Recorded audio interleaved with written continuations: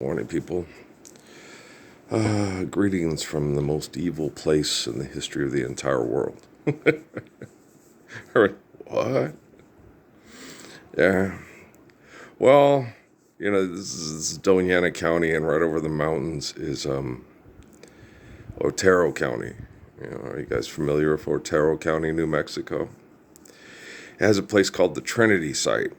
That's where they tested nuclear weapons to dominate the entire world with an economy. And then up north of that, they have a place where they send up all the stuff into space to manage the satellite surveillance systems to dominate the world's economy. And then China and other places like that felt they had to follow suit in order to survive the dominance and the abuse of the economy of the United States. It's the European movement of world dominance, speak softly, carry a big stick. So it's the most, I live in the epicenter, and, Sierra Vista. Well, Sierra Vista is the best Wi-Fi in the world, and the only reason it was necessary was to maintain dominance through the Trinity site. So, Sierra Vista, didn't become as popular and famous until after we dropped the nuclear weapons on Tularosa, Hiroshima, and Nagasaki. Then they started, okay, how do we make sure that they don't, how do we get the code talkers to send them to Sierra Vista and make sure nobody comes in and tries to get our nuclear secrets and then grab our nuclear secrets and threaten to drop them on us, so they can start being the pimp daddy nash of the world and not us. You're wearing your skirt tights. What happened to your dreams and your ambitions? Obliterate all your dreams and ambitions. It's the best thing you can do, is completely obliterate all your dreams and ambitions. Okay? The greatest thing you'll ever learn is just to love and be loved in return. Okay? If you love and are loved in return, you don't have a lot of dreams and ambitions to, what a town without pity can do. And after it rains, there's a rainbow and all of the colors are black. It's not that the colors are not there. It's just that the imagination they lack. Everything's the same back in my little town. You pledge allegiance to the wall.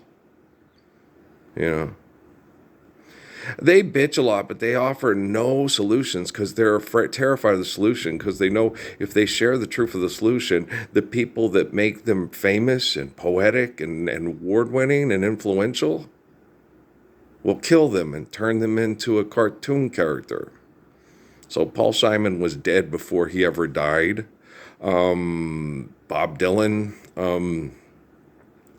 I used to think, they were, no, because remember, May Smith told me, my generation is going to be, this guy's going to be a generation that for me, we've got Joni Mitchell and Bob Dylan and Peter Paul's and Mary's there and the Marvin Gaye's and the Sam Cooks that changes because my generation is going to change the world. They've all had these great conformers and reformers and yada yada yada. Okay, and she said it was the drugs. Was going to make them worse than their predecessors. It's not the drugs, it's the delusions of power and authority through invention. Because the people that, drug addicts typically want to kill themselves. Because they hate the world. They just want to be comfortably numb and die and then pray for a magic solution. They're the Yogi Bear cartoon in the 1970s, searching for the perfect place with Deputy Dog and Snagglepuss and all the Hanna-Barbera characters all together one thing, doing these amazing things like Hanna-Barbera's, the Laugh Olympics. Okay, they've just turned the cartoon into a variety show. Yeah, so they've turned all the cartoons into Rowan and Martin's Laughing with, they're getting us to be just like our parents. Well, yeah, they're shifting the paradigm of how they train your parents to do things. Instead of, the old shoot 'em ups of, do not forsake me, oh my darling. They're shifting it to a cooperative, economic, do the right thing for the cause and stuff. And so, and then now we're in between the battle between the two paradigms of the old school versus the new school. Instead of the obvious solution, which is apply the physics of the Lord's Prayer, then sustain your lives through the faith of Psalms and the wisdom of Proverbs, which have been turned into mythology by the Roman Empire that murdered Jesus to turn him into the cartoon character god of their great empire, right? Which we all know that. And they did the same thing. The Arabs did the same thing with the documentation of Muhammad's life that the Romans did with Jesus Christ, which in the Quran it says that the Arabs will do. And any of the other groups, no, it's just their twist. They're Yogi Bear and the Hanna-Barbera. They're searching for the perfect price. Are they both Hanna-Barbera? Just different groups with the Laugh Olympics. And does anyone care? Does anyone care? Shit. All my dreams, you're a dream to me, These people are horrible. This is the worst collection of Jello, Pudding Pops, Roofie, Velvety Johnson to sex to get a part in a movie, motherfuckers that ever lived. Right? They're horrible human beings, and I say fuck in front of people. Yeah.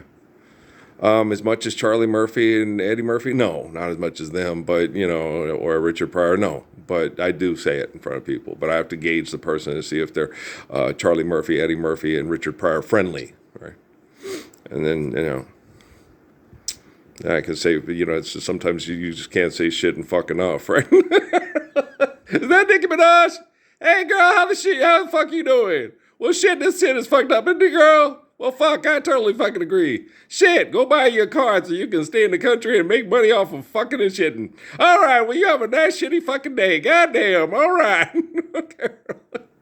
I watched a thing on Charlie Murphy yesterday. But shit, it's crazy, right? These crazy people. I'm not concerned about trending. I'm correcting the algorithm right now as we speak. The technology I have is old, but it'll do, pig. It'll do. You can only do the best you can with what you have to do it. Like me and May Smith had talked about the tools in the toolbox back in Deming, New Mexico, when I got my Aku secret word second initiation into Eckankar with Darwin Gross. Who's Darwin Gross? They don't like to talk about Darwin Gross. Darwin Gross took all the people's money and went and lived lavishly on it and did really, and then they had Harold Klemp, their savior.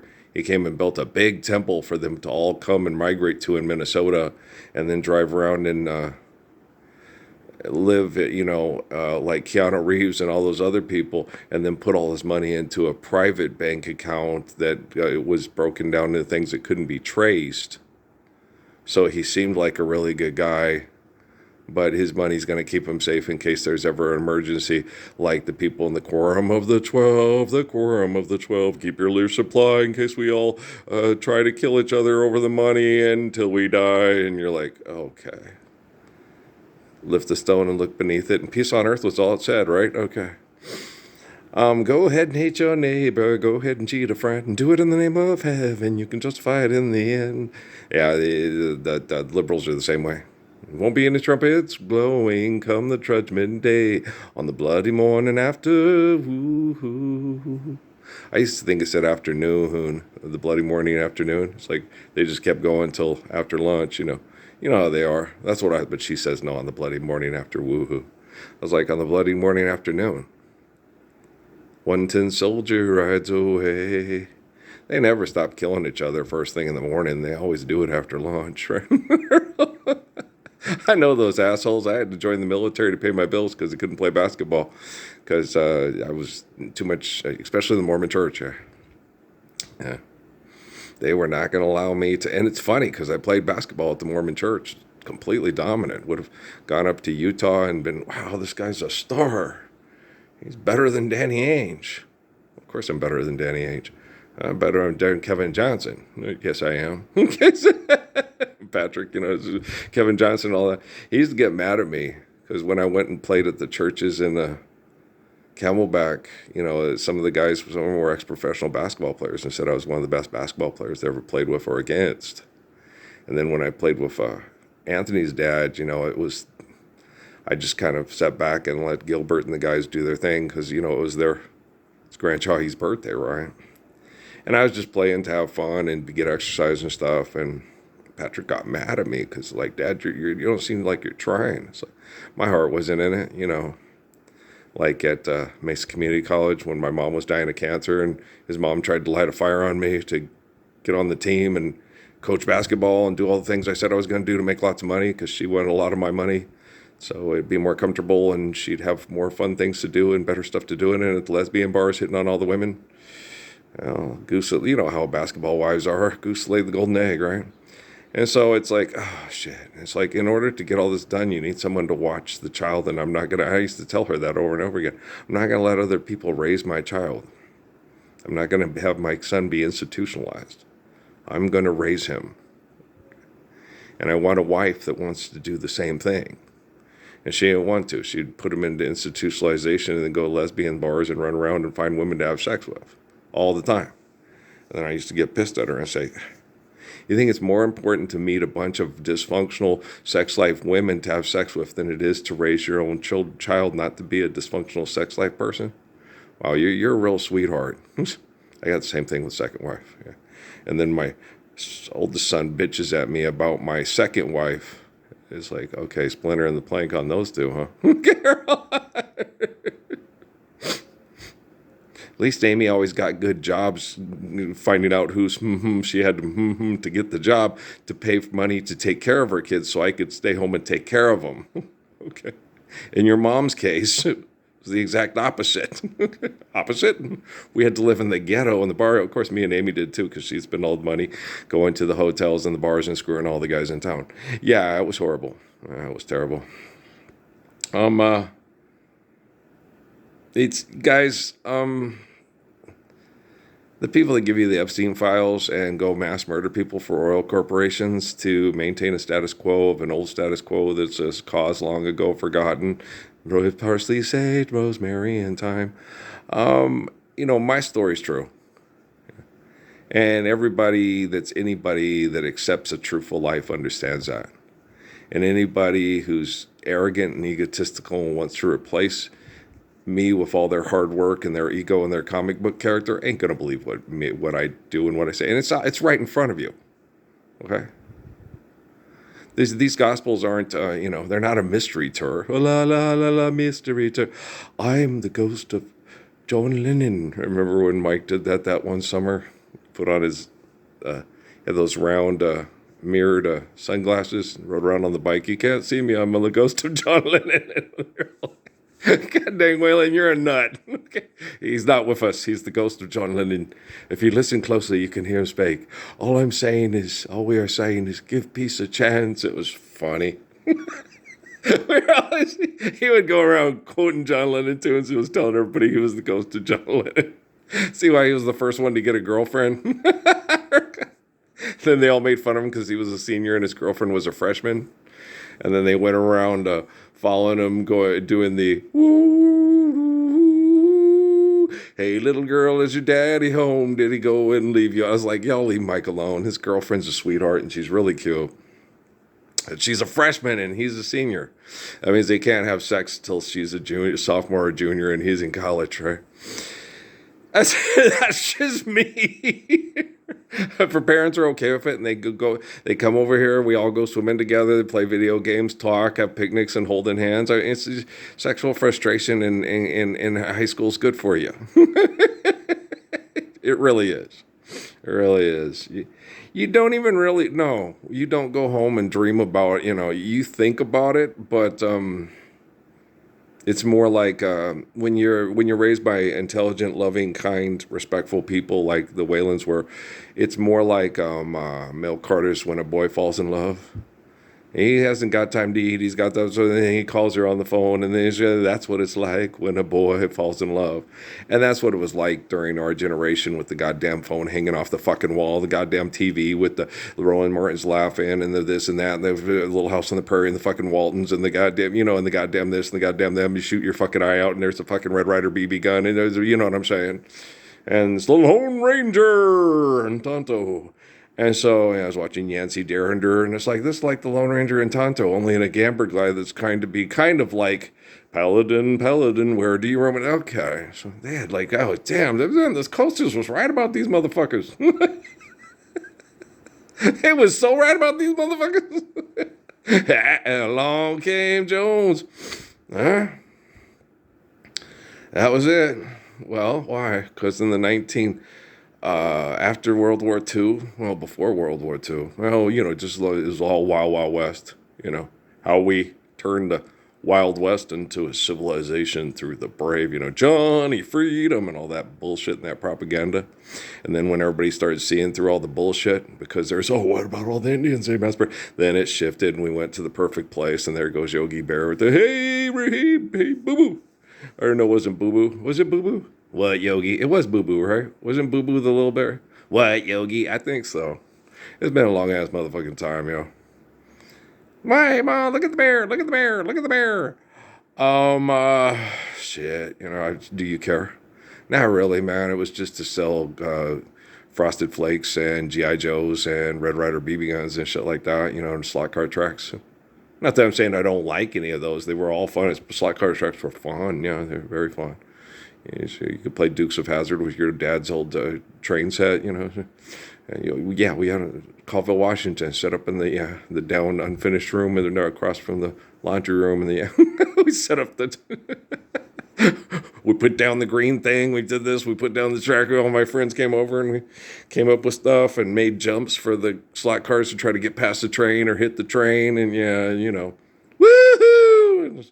We didn't have any little figurines that were like Daisy Duke, but if we did, we probably would have painted them and then masturbated to them. I'm just kidding around, but like a Barbie doll Ken on top of a Barbie doll, right? Or G.I. Joe, mostly G.I. Joe. Ken's a wimp. He's a hairdresser. What are you talking about? Right? You're funny. Oh, that was the other day I was watching. I've been watching a lot more Keeping Up with the Kardashians. Well, to visit Amy emotionally, right? And, God, they are a mess. Oh, gosh, they're a total mess. And then you understand, I see why my wife was a mess. And when you really watch what they're watching, then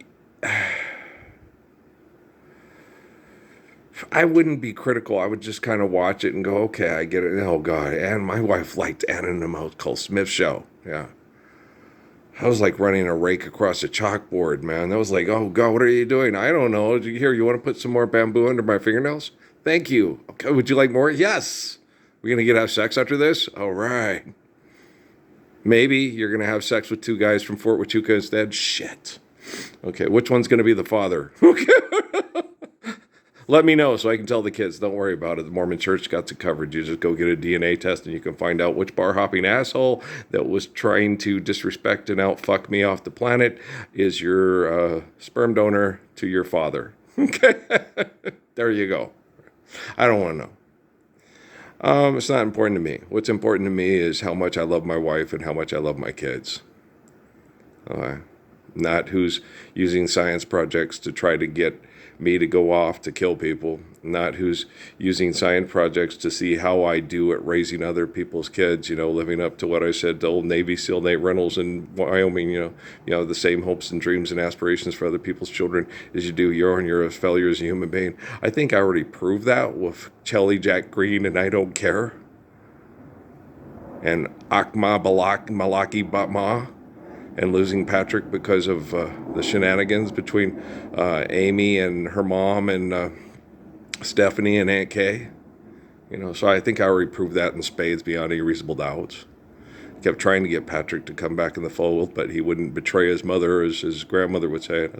Not betraying his mother, getting his mother to stop abusing people with an economic system that's corrupt, and gave us Ilhan Omar as the great brown hope of all people that want to save all the lesbians in North Africa and the Middle East, right? That's fucking insane. Guys, you know how to save lesbians from being murdered by people that are self-righteous hypocrites? Live the Lord's Prayer. It'll save homosexuals everywhere worldwide from being abused economically by self-righteous hypocrites. And you'll find out that when homosexuals get lots of money and political power and surveillance equipment, that they are just as bad, if not worse, as Gordon B. Hinckley, because they don't have the same moral problems and issues that Gordon B. Hinckley thinks he has. Do you understand? Well, they had this one last night, right? I was watching with Kim, right? And somebody leaked information that was private for her to make was making money off of it through like TMZ, and she was really pissed. And she thought it was this guy Jonathan because that was the person she talked to about it, and there was no one else she talked to about it. And Jonathan, it wasn't him, and he comes in and does a little bitch fit, blah, blah, blah, blah. It's like, he ain't going to break up with you. He's going to act mad, but the whole reason why he's a lavish lifestyle and is famous and has and you know, people pay for access to him is because of you. Yeah. You're his cash cow. He's going to be like, oh, he's going to put on a show. You were that was horrible. And then, okay, let's go. I like my lavish lifestyle because of Kim. I'm not going to let you wear that in public. Are you serious? It's like, why not? She looks so cute in it. The Jersey Shore thing in the pink. It's like, oh my gosh, she looks adorable in that. What do you want to do? It's like, oh my gosh. I don't want to leave. I'm straight. I want to go to the bedroom. Okay, that's what I would have said, you know, especially back then, you know, because I was, you know, back then I was, you know, people in the military, you know, you say I have no discipline. I have no discipline, you know, you'll kill people for money and I won't, right?